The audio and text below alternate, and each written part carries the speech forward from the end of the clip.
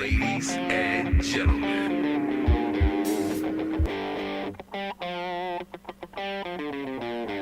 Let me talk to you. It's a celebration tonight. It's Talk Wrestling Live with your host, Felix The Cat. We heard rumbling. No! We heard rumors. Homicide. Conan. 5150 at LAX. This is the Felix The Cat, and welcome to the show. This is Talk Wrestling Live, and I'm going to introduce myself real quick. So I first got into watching wrestling around the late 90s, like 98, 99. I started watching WWF at the time. Now it's called WWE. Some of my favorite wrestlers back then were Stone Cold Steve Austin, The Rock, The Undertaker. There was a group called DX. I was a fan of them as well. But, you know, I've grown up and, you know, so I was wrestling in some ways. So I first started watching because I liked the storylines, but I didn't really appreciate the wrestling moves, like the matches, how the quality of them. And later I started to appreciate that. I'll get into that. So in the, like, 2000s, WWE, WWF, they were buying their competition, WCW, and, you know, WWE, they pretty much made themselves kind of a monopoly in the business, in their scale anyway. WCW had some problems. They weren't really creating new stars. They were relying too much on past stars like Hulk Hogan and people like that. And, you know, if you don't create new stars, then, you know, you have nothing to fall back on. So, you know, they had Bill Goldberg, but, you know, besides him, I'm not sure how many other new stars they created. So that's something that your company's going to either live or die by. So, well, anyway, after WWE bought WCW, there was a lot of wrestling fans just started tuning out. Some grew out of it, and, you know, some found new products. So I found out about TNA today. That's Impact Wrestling. They started out doing weekly Wednesday pay-per-views for like $10. And after I also heard about Ring of Honor. They were pretty. They were getting, I don't know, they were doing more risky moves than WWE would do at the time, and that was really, I don't know, that's what really opened my eyes to Ring of Honor, and I just started appreciating the matches more than just the storylines, because, you know, WWE creates a lot of interesting storylines, but at the time they didn't really have the match quality up to par. Like, you'll know what I'm talking about it, like, because these days, the match quality is different in WWE. You have guys like AJ Styles and Shinsuke Nakamura, and they've just completely elevated the competition in WWE, as far as how I feel with the matches anyway. But, so yeah, Ring of Honor, TNA, AAA, Lucha Underground, all these different organizations, they've come out and they've evolved the way that wrestling has become. There's different cultures on it with, you know, Lucha Libre has its own mix of wrestling. It's a completely different style. And, you know, you add every style together and you get one heck of a match. So it's really cool to see on TV when all the styles clash like that. But, yeah, Impact Wrestling was started in 2002 by Jeff Jarrett and his father, Jerry Jarrett. And they have grown to become Impact Wrestling today. It's different management now, different people in charge. So today, Impact Wrestling, the president is Ed Nordholm, and the executive vice president of Anthem Sports and Entertainment, and the parent company of Canada's Fight Network. So that's Ed Nordholm, and under him, there's the new executive vice president, Don Callis, and Scott D'Amore, vice presidents. So they work under him. Don Callis, he's been on ECW. He's been in TNA as an on-air personality as well in the past. Scott D'Amore, he's a friend of Jeff Jarrett's, and he started out in TNA as the Team Canada coach, so he was like a mouthpiece for a lot of the new guys that were coming in back then, and now he's vice president. So I'm sorry, now he's the new executive. He's one of the new executive vice presidents of Impact Wrestling. So he's grown as well with the company. Looking back at 2017, it was supposed to be a big transformative year for Impact, but there was a lot of rocky roads in the way, different behind-the-scenes problems, power struggles. If you look at Dixie Carter, one of the authority figures who was more, she had more power back in 2017 and 2016. She was having kind of a power struggle with Billy Corgan, who was planning to buy Impact Wrestling, or TNA, and Billy Corgan he helped the company out financially in some cases, but he wanted to actually purchase the company, and that didn't happen in the end.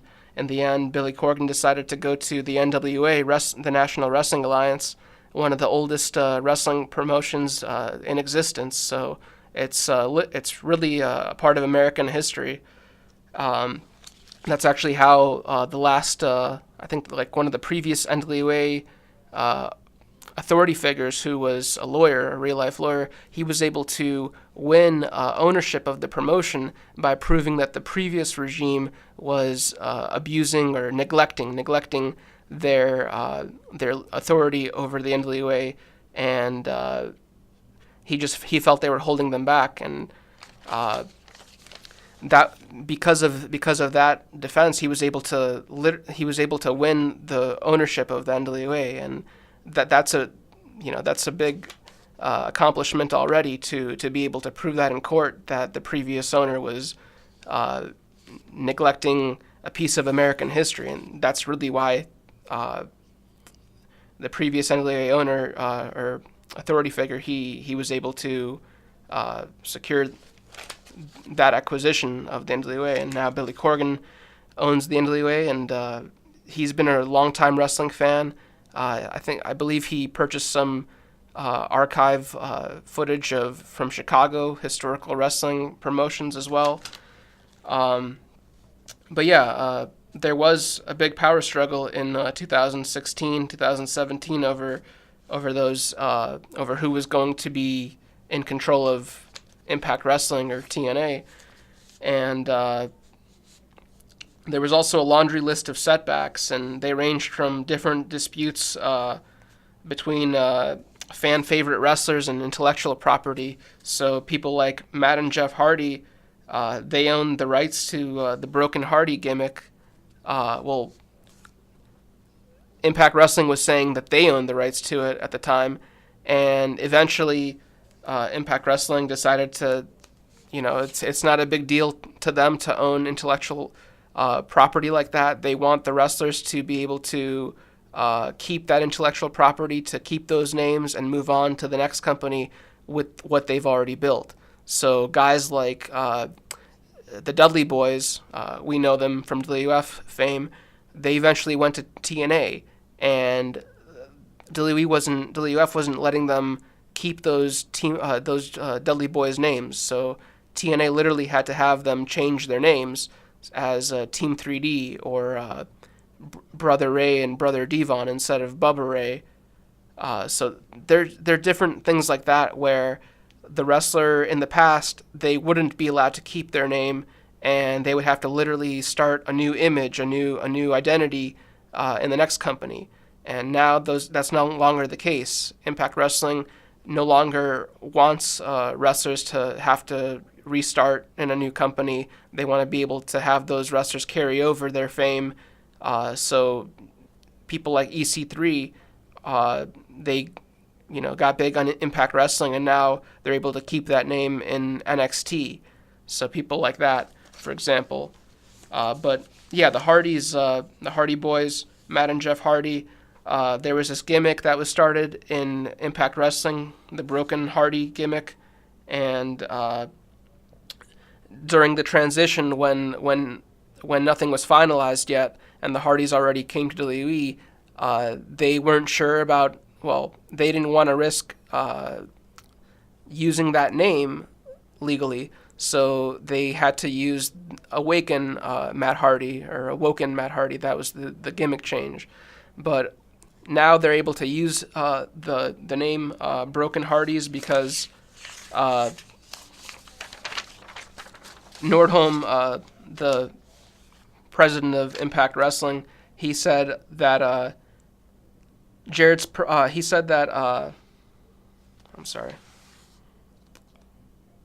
He said that in the past, that intellectual property was a big deal, that if you owned it, but now it's not something that the company is really looking at. Like I said, they want the talent to be able to leave and still be able to use those names that people recognize.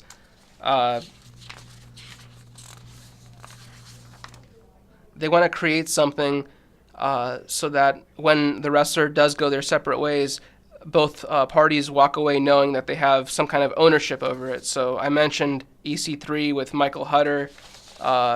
He's able to go to NXT using that same name that got him known in Impact Wrestling, EC3. So we'll be right back. Stick around to Talk Wrestling Live. Hey you. Yeah, you. Think you have what it takes to step into the octagon? Do you think you're tough enough to go toe-to-toe with the greatest? Do you just want to learn to defend yourself so that bully over there doesn't steal your lunch money and give you a wedgie? Well then, you've come to the right place. Welcome to the Fight Club Dojo, located on 5150 Acorn Plaza on Mayfield Road. Follow us on Twitter or like us on Facebook. We teach a variation of styles, from boxing, kickboxing, Muay Thai to Brazilian Jiu-Jitsu. We train all experience levels from novice to pro. Head over to the Fight Club Dojo and we'll help you get started with an application. Fill one out at the dojo or call us at 440-233-4448. That's 440-23-FIGHT. Every class is flexible, so there's always a class that's just right for you. So what are you waiting for? Don't wait another day to start your future in self-defense at the Fight Club Dojo. And we're back to Talk Wrestling Live with your host, Felix the Cat. And we were talking about different things that made the transition into 2017 a little rocky.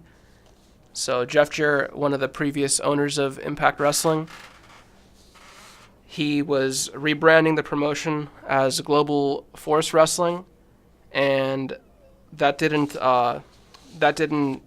go through completely.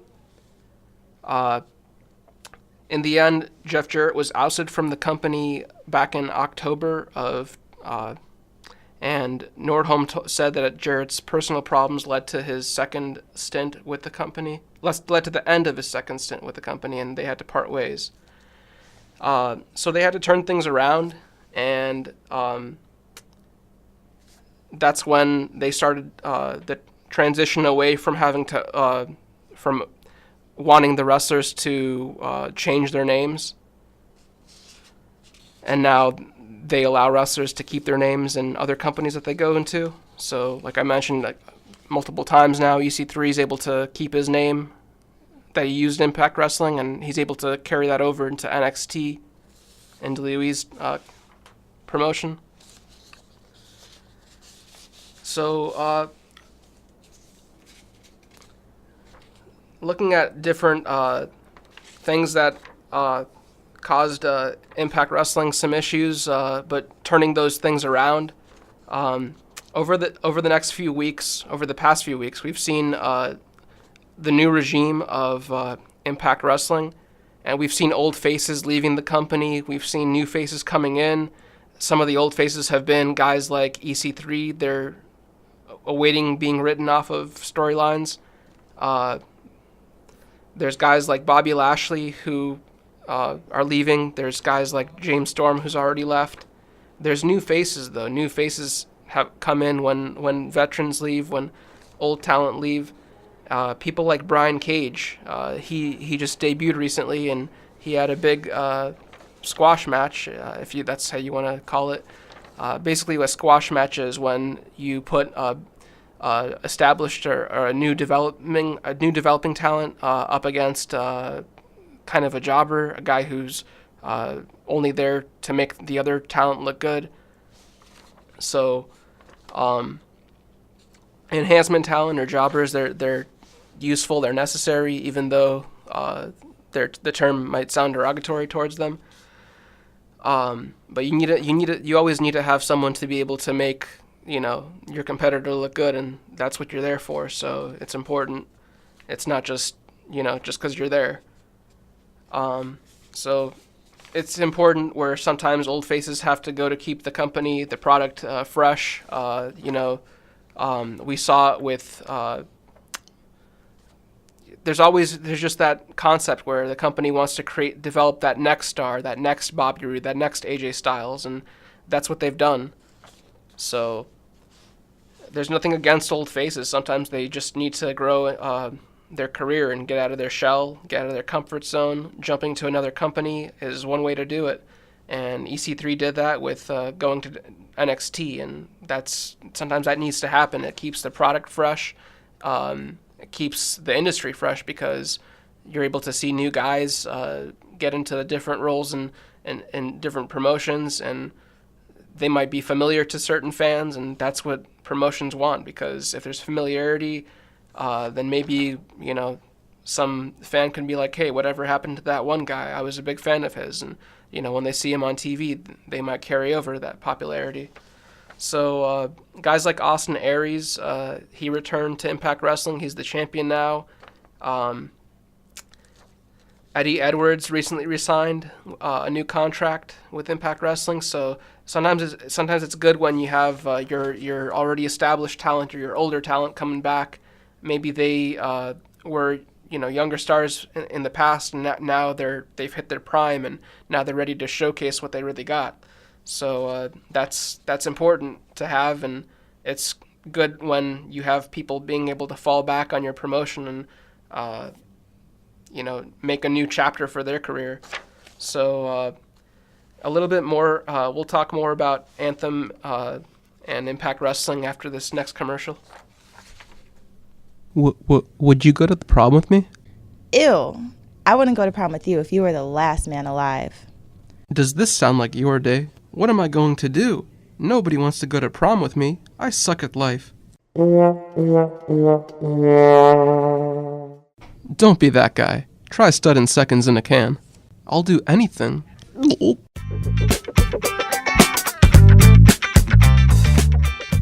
Would you like to go to prom with me? Prom? With you? Of course. Buy Stud in Seconds at your local J-Mart and XYZ pharmacy. That's Stud in Seconds. Try it in a can. That's Stud in Seconds. And sign up for a free sample at studinseconds.com.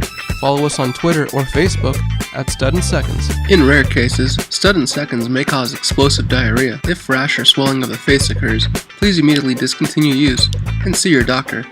So what are you waiting for? Try Stud in Seconds today. And we're back to the show. Thanks for joining us on Talk Wrestling Live. This is Felix the Cat, your host. And now I'm going to continue talking about Anthem, which is Impact Wrestling's parent company.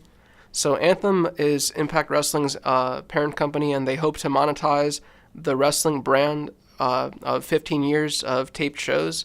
It includes a decade of Impact Wrestling episodes to add to its revenue from domestic and international television rights for Impact Wrestling.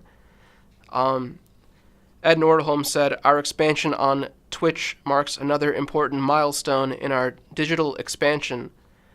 He's the president of Impact Wrestling. That's Ed Nordholm. The interactive content and larger-than-life personalities of Impact Wrestling are a perfect fit for the platform, whose passionate communities have demonstrated an increased appetite for professional wrestling and live events. As we adapt to new content consumption methods, our partnership with Twitch gives us an opportunity to interact directly with our audience while engaging and growing our fan base across the world. So, adding to this, Impact Wrestling, they now have the Pluto TV app. It's a 24-hour channel. Another 24-hour channel is now with Twitch for Impact Wrestling. And they also have the Global Wrestling Network app, which is, I believe it's available for $7.99. by subscription. They also have a free service, but it has ads. So the Twitch deal is used to broadcast live events and monthly events that are too graphic for TV. We saw that with the LAX versus OVE, Ohio versus Everyone, barbed wire massacre match. That was I heard it was originally gonna air on Pop TV, but they had to change that. I'm not sure if Pop TV said something. I don't know if they had to have a new purpose for their Twitch deal, and that's why they did that. I'm not sure. But in any case, they Impact Wrestling used their Twitch deal to air the LAX OVE match, which was said to be too graphic for TV, and we got to see that on Twitch.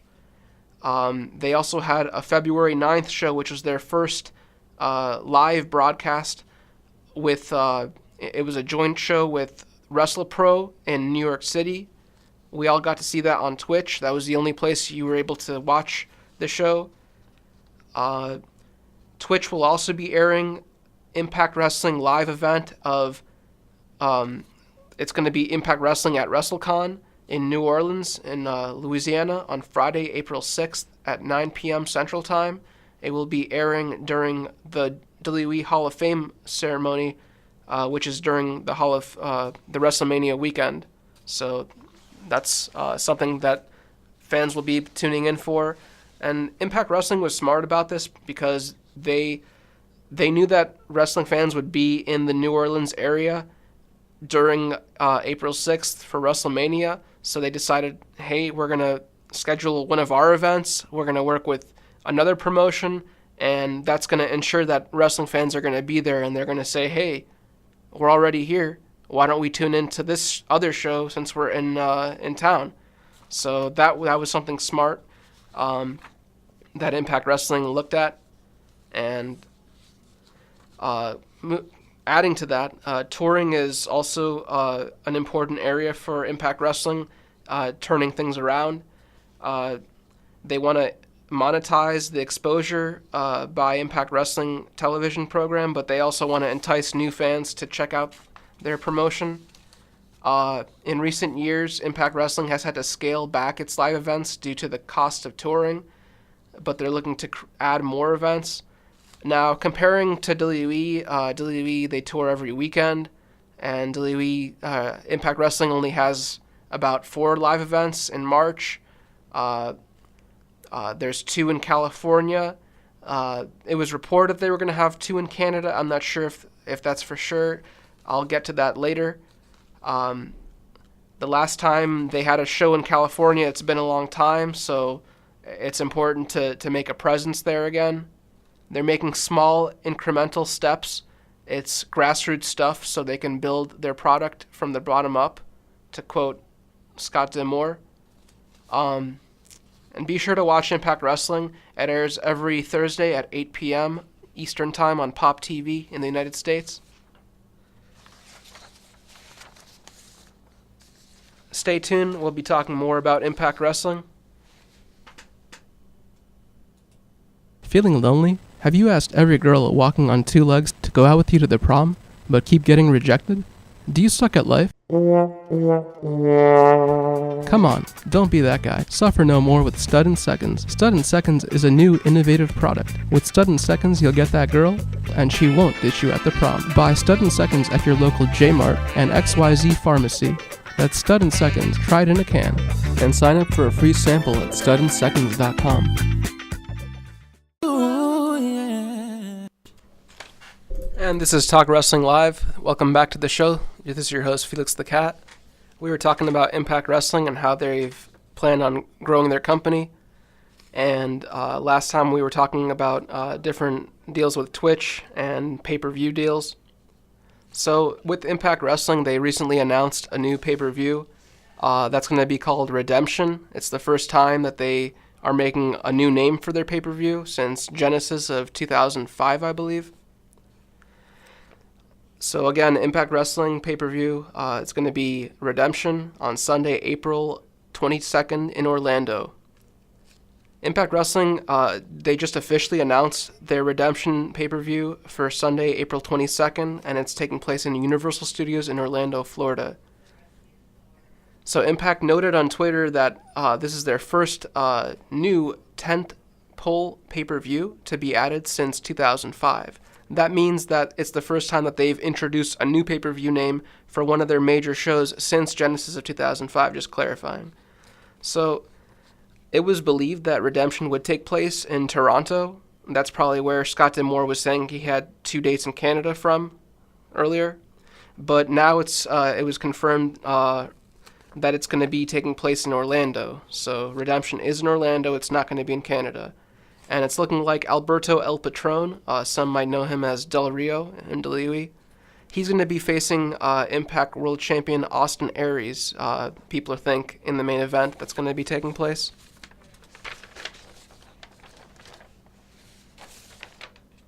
And in other news, we were talking about Jeff Jarrett earlier.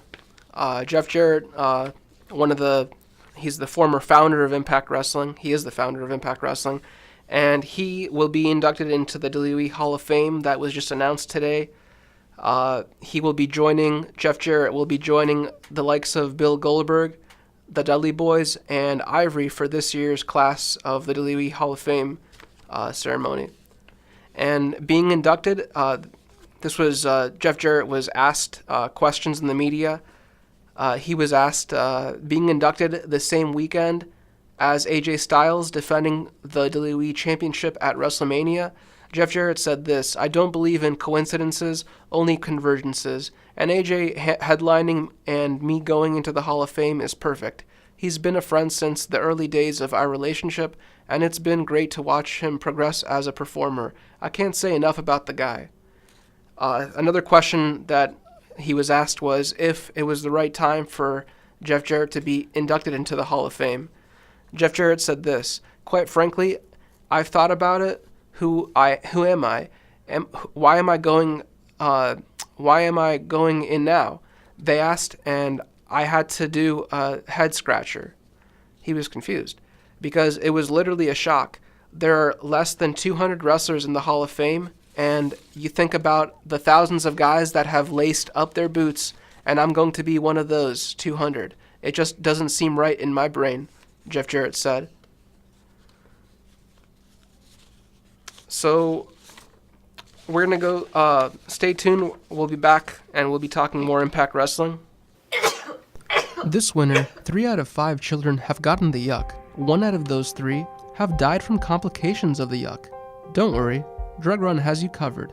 Just walk into any drug run and get you and your family a yuck shot today. No appointment necessary. And we accept all forms of insurance. No insurance, no problem.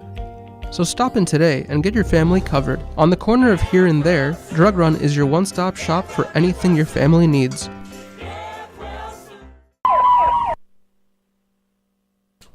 And we're back with more Talk Wrestling Live, and this is your host, Felix The Cat. So, Jeremy Borash was an employee of Impact Wrestling who did a lot for the company. He was there since day one. He did a lot of video projects for the company. He did a lot on commentary. Recently, Jeremy Borash, he left Impact Wrestling for WWE. Some are saying that was a Triple H decision to bring him into the company. And Josh Matthews, he's one of the commentators on Impact Wrestling. He basically said that not much has really changed for his job. It's really just a switch from going from color commentary to play-by-play announcing, which he's been doing. Josh Matthews has been doing that for 14 years, so he has experience in that, and it's not going to be much different for him. He feels going forward. He just when an employee who has been with a company for many years leaves, they want things to move to run smoothly when he's not around, so the next person knows what to do. And Josh Matthews looks to be that next person, so he's going to be, he's going to be filling in for things that JB once did, but it's not just going to be filling in. He's going to have more projects and it's basically Impact Wrestling continuing without JB because that's how any company is going to have to manage. So it's just going to be a smooth transition, and that's what it's been so far. But moving on with that, Impact Wrestling, it was they had TV ratings came out recently. Thursday's episode of Impact Wrestling featured with the world champion Austin Aries retaining over Eli Drake in the main event, and that drew 300,000 viewers. This is up from last week's 294,000 viewers. Impact ranked in at number 130 on the cable top 150 list this week, and last week's show was ranked at number 123. The Olympics on NBC Sports topped the night on cable with more than 5 million viewers across 2 airings, while the NBA drew 1.3 million viewers and NASCAR drew 1.9 million viewers on that Thursday night. So this has been your episode for Talk Wrestling Live, and be sure to watch Impact Wrestling on Pop TV every Thursday at 8 p.m. on Pop TV in the United States. And again, tune in every week for Talk Wrestling Live at 4 o'clock on North Coast. This has been your show with Felix the Cat on Talk Wrestling Live. Ladies and gentlemen,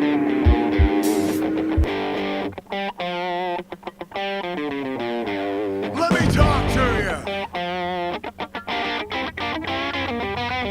It's a celebration tonight. It's Talk Wrestling Live with your host, Felix the Cat.